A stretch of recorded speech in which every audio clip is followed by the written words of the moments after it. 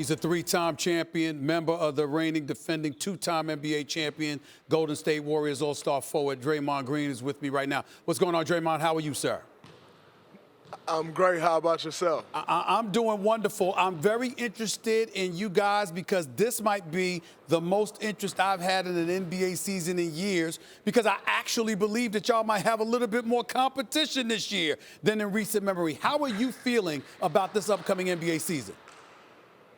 I'm excited about it. I've never been one, and this group has never been one to shy away from competition. I think there are definitely some teams that improve. The Lakers obviously improved. You still got Houston, San Antonio, the Raptors, and of course you got the Celtics who've improved a lot. So, I think it'll definitely be a challenge, but nonetheless, we like that. What's Golden State's biggest challenge this season in your estimation? I think our biggest challenge is it comes from within.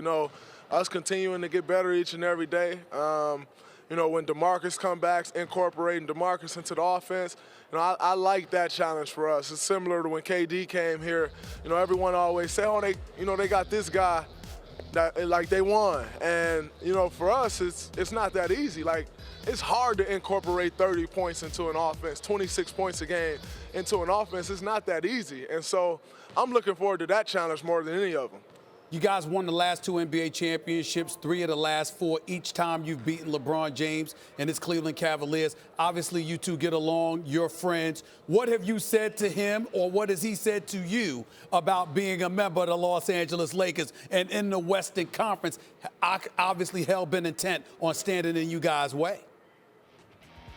We talk a little bit about it, but very rarely do we just sit and talk about upcoming season or upcoming games. He's really expressed his excitement to be there, which I think is great. For a guy going into year 16 to have the level of excitement that he had, about the Lakers, about joining the Lakers is incredible. And so, I think it, just like anything else, that's going to be a challenge for him. But nonetheless, I know Bron isn't looking like, oh, man, I'm in the Western Conference now. He's beat the Western Conference, he's beat the Eastern Conference. Just another day in the life for him, I think. Your thoughts about Kyrie Irving? He made news for the Boston Celtics a little bit over the last 24 hours, talking about how he believes that the Boston Celtics are a team that can beat the Golden State Warriors in a 7-game series and would not back off of that one bit. Your response to that? I think he should believe that. He didn't. One thing about it is he didn't say they will beat us.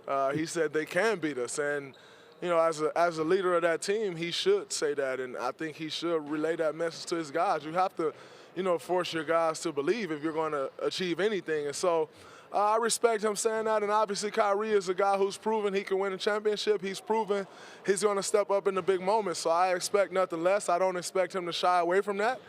He's embracing that, and, he got to keep that same energy when it's time to play, but I like it. Now, Draymond, I got to admit, I've gotten on Kevin Durant in the past for making that move from OKC to Golden State, and you have gotten on me about getting on him about that. But we've got to be blind not to recognize the greatness of a Kevin Durant. He is that surreal. He is that big time. When he goes on the record and says that he doesn't feel respected for his defensive prowess, talk to me about what he's meant to your team defensively and the lack of credit he has received for it.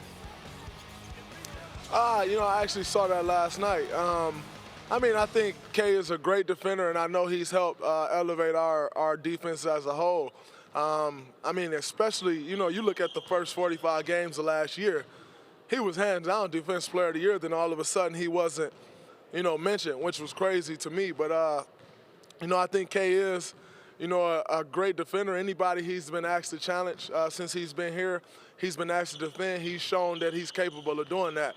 I always say I don't think he'll ever really get much credit for his defense because his offense is so sexy.